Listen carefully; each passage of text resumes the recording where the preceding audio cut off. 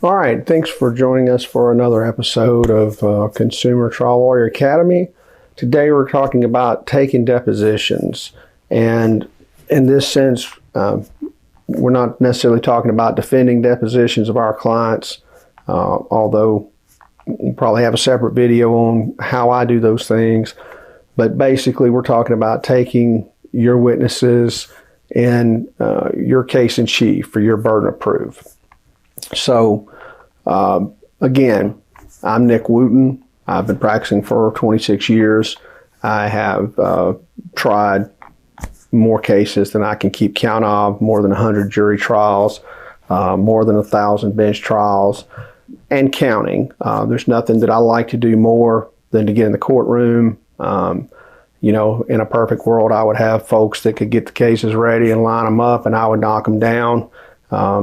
If I didn't have anything else to do in life, I would try to be in the courtroom, twice a month in a good case. But, obviously, if you practice law for very long, that's a very rare scenario. So, in the meantime, we do it all. We get it ready from A to B, Alpha to Omega, beginning to end, Genesis to Revelation, whatever you want to call it.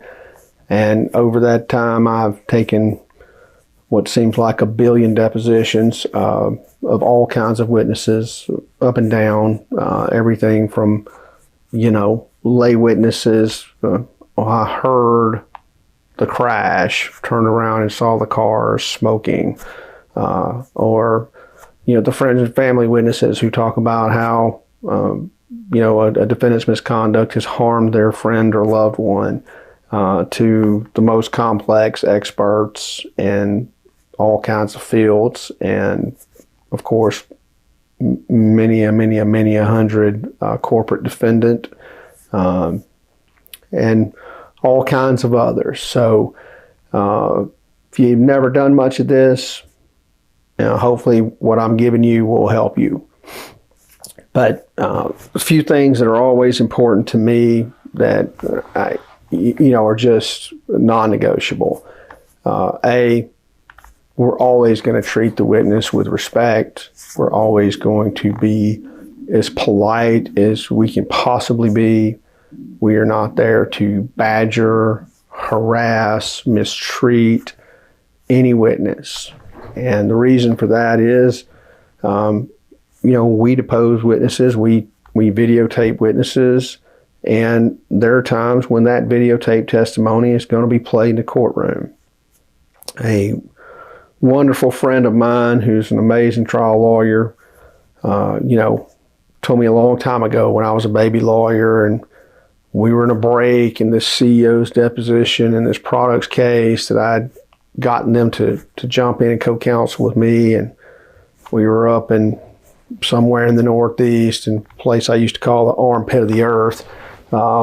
We'd been going up there for months, taking all these corporate depositions, and we'd finally gotten to the CEO. And, my philosophy was just to kill the CEO. We just want to bludgeon this guy for this terrible thing that they were doing. And, my colleagues being so nice to him, and I'm getting so frustrated, and the guy's being, a real ass. And we take a break, and I'm like, man, what are you doing? Like, why aren't we crushing this guy? Like, he's just, he's an ass. We should just kill him, axe murder him, And my buddy looks at me and goes, Nick, there's no chance in the world we're ever getting this guy to come to your neck of the woods to testify. So the only thing the jury's ever going to see is this video. And he's like, I learned the hard way a long time ago that if I'm pissed off and angry and we start clipping this deposition, that what's going to happen is everybody on the jury is just going to wonder why I'm so pissed off and why I'm treating this person so badly, and they're not going to hear all the crazy shit this guy's saying. So he said, I'm not going to lose my cool. I'm not going to yell at him. I'm not going to abuse him. I'm just going to keep being nice and let him keep saying dumb shit. And I thought to myself, well, he's the expert, right? And so many more years passed by. And I was getting a case ready for trial in Chicago. Had a colleague on the other side who was taking my client's treating physician's deposition. And this doctor was, cardiologist who was doing a wonderful job balancing a very complex set of factors with my client. And he had been treating her for a couple of years while this mortgage company had been mistreating her. And, he had come to the conclusion that her problems had stepped up in severity from a non-life-threatening condition to a life-threatening condition due to stress. And, he had explained that that was a diagnosis of exclusion. In other words, he could find no other cause for this change in her condition but stress. So my colleague on the other side, who will remain unnamed, was extremely righteously indignant about this doctor's opinions. And so we were taking this doctor's videotape deposition, and the doctor was 3 times as smart as all the rest of us in the room put together. And this lawyer's just losing his mind and just abusive and insulting and over the top and, denigrating and demeaning and all these things that make people hate lawyers. And we take our first break and we're out in the hallway and I'm with my co-counsel, and this defense lawyer colleague comes by me and I stop him and I'm like, hey colleague, hey friend, like, did somebody kick your dog on the way down here today? And he's like, what do you mean? He's rough and gruff. I'm like, you're like incredibly angry at this doctor who's just trying to keep this lady alive. And I'm like,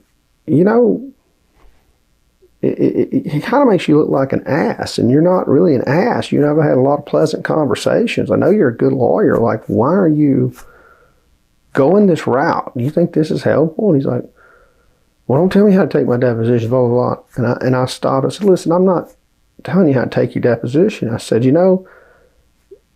what happens if this video has to get played to a jury? What do you think people are going to think about the way you're treating this man? Because it's pretty over the top. And, normally I would never say this, but it was over the top, Don't tell me how to take my depositions. I'll do what I want to do. And I'm like, well, have at it, brother, and I just shut up. So we go back into the deposition, and this goes on for another hour. And, a doctor's deposition in these types of cases is normally a 30 to 40 minute affair. And this goes on for 2.5 hours, just being an ass to this doctor. And of course, the doctor was very calm, and he was repeatedly educating the guy on why he was wrong and, explaining to him that he was essentially ignorant and didn't understand what he was saying, all while this guy's rah, screaming at him, Well, lo and behold, our doctor was on a religious holiday during the trial, which had been moved because the defendants asked for an additional month to get ready. And so he was unavailable. Guess what that means for those that are unacquainted? It means we played the video. It means we took this video where this lawyer had 2.5 hours of questions just being an ass. And I had sat there and taken very careful notes, and I knew what the doctor had said. And, so when it became my turn to ask the questions, I only had just a couple of questions. They were the normal things. Doctor, you've reached this diagnosis by excluding every other known possible cause of the conditions that Ms. Hammers or my clients had. He was like, that's correct. And all your opinions are to a reasonable degree of medical certainty. That's correct. Doctor, I appreciate you sitting here today. I know it's been a long, deposition, whatever, and we'll let him go. And so we get through the deposition and we get ready for trial, and of course it's time for trial, and they don't want to play the video. They're trying to exclude the doctor because he's unavailable. And of course, great trial judge that we had, said he's unavailable. He's going to testify. So we have to clip the video. We clip that 2.5 hours of abuse down into about 30 minutes. We get through playing that for the jury. And this judge allowed jurors to ask questions. And up to that point in the trial, no one had asked a question. But when that video got through playing, there was a question. And so the question came up, and the judge looked at it, and he didn't even call us up there to hear it. He said, the question is, who was questioning the doctor in this deposition? And of course,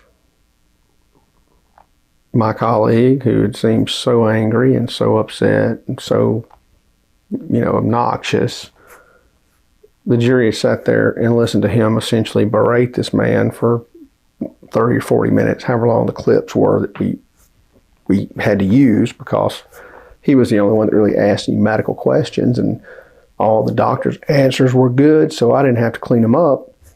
So they essentially listened to this guy abuse this doctor for 30 or 40 minutes, and they were really pissed off about it. So, of course, that guy, he has to sheepishly raise his hand and acknowledge that, yes, I am the asshole. I'm the guy who was abusing this poor doctor for no reason other than I'm an asshole lawyer. I mean, he was fitting the stereotype. And, our jury, they were all just shaking their head at the guy when he raised his hands. And you could just tell they were all like super pissed. And, that was one of many things that didn't go well for that defendant at trial. We got a great verdict. It was a lesson learned for him. And it was a lesson that I had learned, thankfully, because I had great mentors at a younger age. Because there have been plenty of people that I would have loved to just grind into the dirt, that I've exercised restraint and been extremely polite, and made sure that I didn't do that for that very reason. And so the style of taking the depositions is a contrast in studies between people who don't know what they're doing and people who've done it, and people who've not tried cases and people who have. And it was interesting because that same colleague, who I still know and communicate with, he occasionally pops up on cases. He took another doctor's deposition in another case of mine 5 years later. He just popped up in to take the deposition of a doctor. And, he was so honey sweet, like he was just, couldn't have been kinder, couldn't have been more polite, couldn't have been, a better person to be. It was like the most polar opposite of what I saw in the case that I tried against him. And after the deposition, I was like, hey man, that was a great job you did, that deposition, man. I thought you were super nice and polite and professional. And he said, well, Nick, it doesn't take but getting hit over the head one time really hard to know that you need to change your ways. He said, wish I'd listened to you that day and calmed down. He said, but I had to learn the hard way. And hey, look, one thing about this business, if you're trying cases, you're going to learn one way or another. You're going to learn the hard way or the easy way. So stand on the shoulders of the people that have gone before you and find the easiest way to get where you want to be, because you don't want to do it the wrong way. Those types of things can cost you a case in their own right. If the case is already going against you, it's just a nail in the coffin that will finish you off. So never be that guy or that gal in the courtroom who's an ass gratuitously. It will just never work for you. Not that you can't get what you want. I do believe in and have learned you catch more flies with honey. There's no doubt. I explained it to a group not too long ago this way. When I was a younger lawyer, I used to grab the witnesses, pick them up over my head, run over to the cliff, and throw them off the cliff, and stand there and watch them fall to their demise below. like the old Looney Tune cartoons, you know. And as I got a little gray hair and got more experience and learned from some super lawyers, what I would say my style now is that I tell the witness that there is a cliff. I tell the witness that I would like them to come over to the edge of the cliff and look down and see that there is in fact a cliff and that there's a great drop off. And then I invite the witness to walk off the cliff, and you know, the witness usually obliges, and then I invite the witness to go ahead and fall off, having walked out off the cliff, to just go ahead and then fall. And then of course the witness is like, oh, I'm so happy to fall off your cliff that you have walked me over and invited me to walk out on.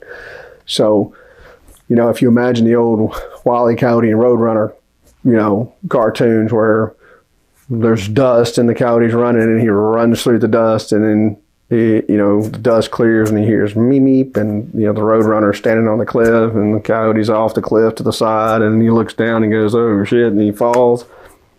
That's more of the analogy of how it's properly done if you really want to know what it should look like in a deposition process. So by all means, invite your witnesses over to the cliff, explain that it's a cliff, ask them to walk off the cliff, and then invite them to fall. Don't pick them up and throw them off the cliff. That's the key portion of taking the depositions the right way. No matter how angry you would like to be, no matter how frustrated you would like to be, it does you no good. You're not going to get what you want. The only way to get what you want is to, for me, I go into kind of an emotional Zen state. I don't care what the answer is. Don't let yourself get caught up in exactly how the question's answered. Don't try to force someone into a pigeonhole to say exactly what you want them to say. You know, when you ask a corporate witness a yes or no question and they ramble for 10 minutes with bullshit, people know that they've just rambled for 10 minutes with bullshit. And the way you handle that is thank you for that response. But my question was a little bit simpler. I asked you, does this document say X? And that was more or less a yes or no question. And if they continue to refuse to answer, you kind of repeat that process. And then, you know, like the third time they give you nonsense, you can blow up the document on the screen, you point to it with your little highlighter, and you go, does this document say X? Yes or no? And just by being polite, kind, but, you know, controlling, eventually you will drag it out of them. Some people will be smart and they'll just answer your questions. Some of these people think they're smarter than you and they will be cute. And those are the ones who will inevitably look like jackasses and fools in front of a jury. But don't be the person who has to not use a videotape deposition because you were an ass to a witness. You know, it'll get you nowhere. One of my greatest friends and mentors in the law, he was with me when I took the deposition of R.K. Arnold, the MER CEO in Washington, D.C. And, you know, that was during the financial crisis, and I was incredibly pissed at people losing their homes and people being made homeless, and the galling criminality of the mortgage foreclosure industry and the recklessness of the MER system. And so I'd fought and scratched and fought and scratched and fought and scratched in our cases to get that deposition. Got it. And went to D.C. to take it. Of course, we arrived the night before, 6 p.m. the night before 9 a.m. deposition. they dropped 3,700 pages of documents on us. Fairly typical corporate defendant move. And what they want is for you to either cancel the deposition or F up the procedure or whatever. What they don't expect is that you will take an extra Adderall, stay up all night and go through 3,700 documents, process those documents, and actually be prepared to examine the witness on those documents. But that's what I did. Right by myself. I sat in that hotel room all night, didn't go to sleep, went through every single one of them. And because I was familiar with everything else that I had gotten on MERS, I was able to separate the wheat from the chaff, figure out what I actually needed. Called a cab. This is the days before being able to upload everything online and go to a Kinko's. Called a cab. Went over to the Kinko's. It's the all-night Kinko's. Got my copies made. Came back to the hotel. Took a shower. Drank some coffee. Had some breakfast. Went to a deposition. My colleague was with me. He knew what they had done. But he didn't stay up all night with me to do this. He didn't know how I was going to handle it. We got to the deposition. I started out with the deepest document into the 3,700 pages that was relevant, just so they knew that I had been through all 3,700 pages. And then I proceeded to thrash that guy for, 2 hours in or an hour and a half in. We take the first break. We get into the lobby. My colleague's like, "This is the best deposition I've ever seen. This is incredible. This is a $1 zillion case." Super excited, wildly, euphoric. This is going great. We get to the lunch break and, another hour and a half or 2 hours. And he's a little calmer. He's like, "Man, I don't even know if this company can survive that deposition." It's like, this is like, you know what this guy said, you're killing them. Like they may have to shut down. Of course, since he was financing the case, that wasn't a very attractive option. We take the 2 o'clock break and he just looks sick by that point. He's like, just pale and nauseated. He's like, "Nick, I don't even know if this company will exist in a week. Like, they're going to have to go shut down. When this becomes public, they're never going to survive this." And he was just almost physically ill. So, I'm sort of trying to process this, and he keeps asking me, "How much more do you have? How much further is this going to go? Is there anything else that you can do with this guy?" And I'm like, "Oh, I got lots, man. People know me. They know I'm like, I'm going to kill this guy." Well, yeah, we go for another hour and a half or whatever, and we adjourn the deposition, and my colleague and I go back to the airport to get on a plane to fly home, and we're on the plane, we're flying home, and he's having his little evening toddy, which is his normal routine. You got to know him. He's the greatest guy in the world. He always was prone to these bits of wisdom in those moments, and he was always trying to pour into me. For some reason, he saw something in me, and thankfully by that time in my life, I was smart enough to listen. But he said something profound that day. He's like, "Nick,"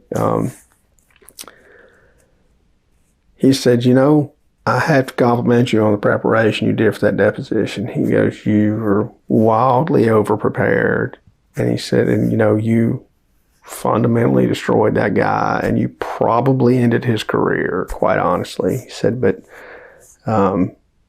there's a suggestion I want to make I think will help you, because I had to learn it myself." And I'm like, of course, whenever he said anything like this, I'm like, "Please tell me." And he said, "Nick, I had to learn empathy." He said, "I was a lot like you. I was very righteously indignant as a young lawyer at the way people were being treated.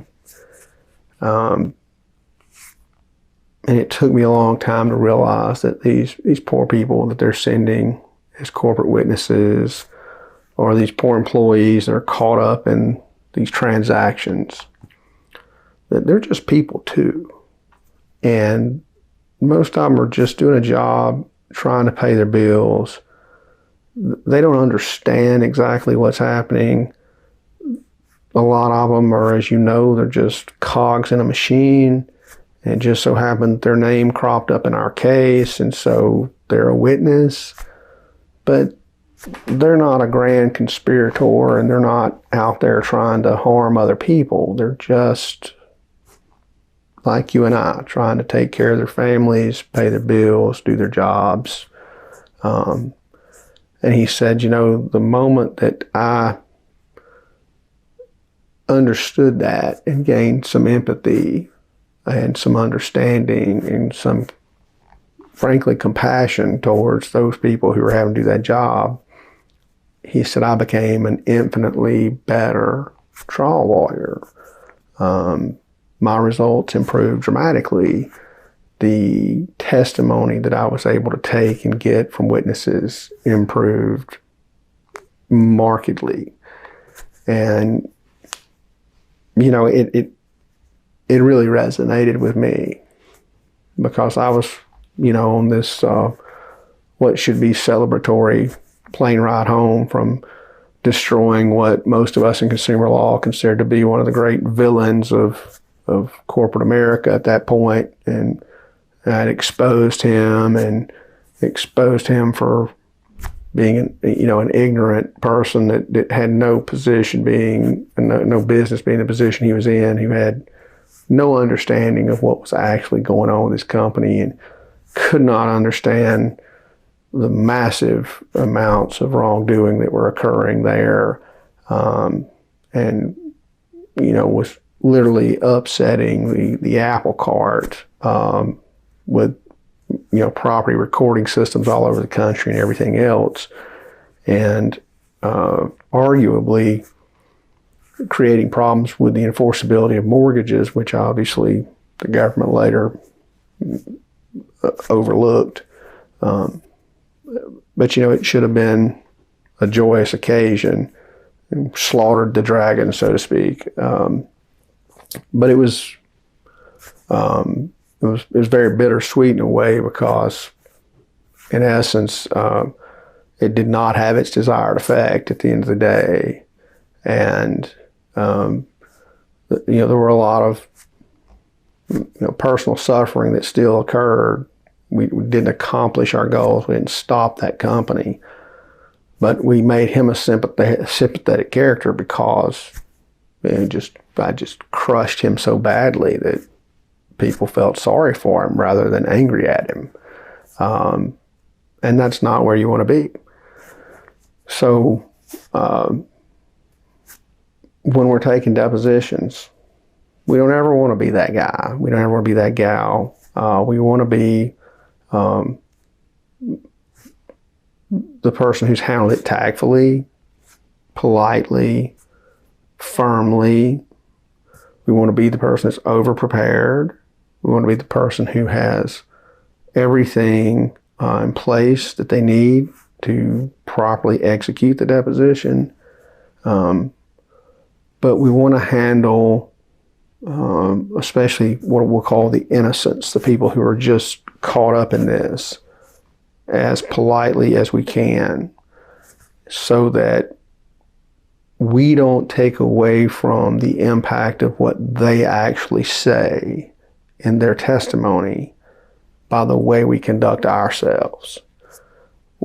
We are storytellers, and we are telling our story through live witness testimony.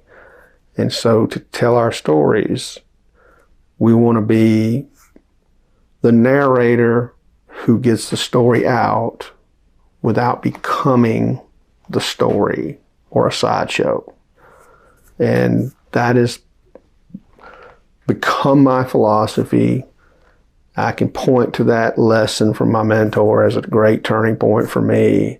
I can tell you that my attitude about how I did those things changed, and I went from destroy all witnesses to let me get the evidence that I need and get the testimony down so that I can tell the story to a jury without making myself the story.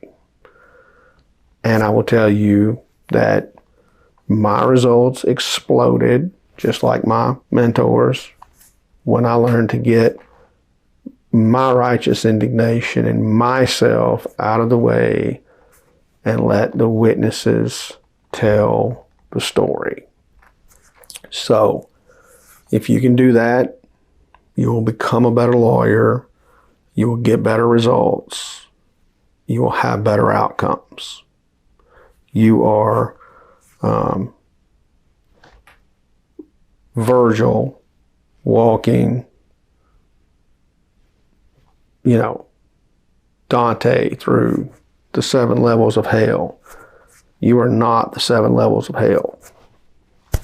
So, anywho, that's my story, and that's my philosophy on how I do my depositions, and I calibrate my level of preparation to the intensity of the deposition I have to take, and then I make sure that I let my witnesses tell the story without me taking the center stage.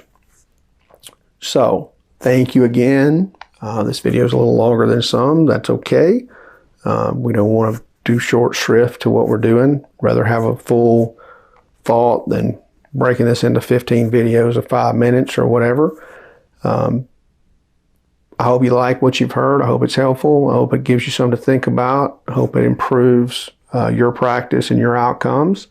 And if you think so, then please like and subscribe, because apparently that's super important to YouTube. And we all appreciate it, because we want to keep bringing you messages that will help you be better at what you're doing. Thanks again, and talk soon on another episode.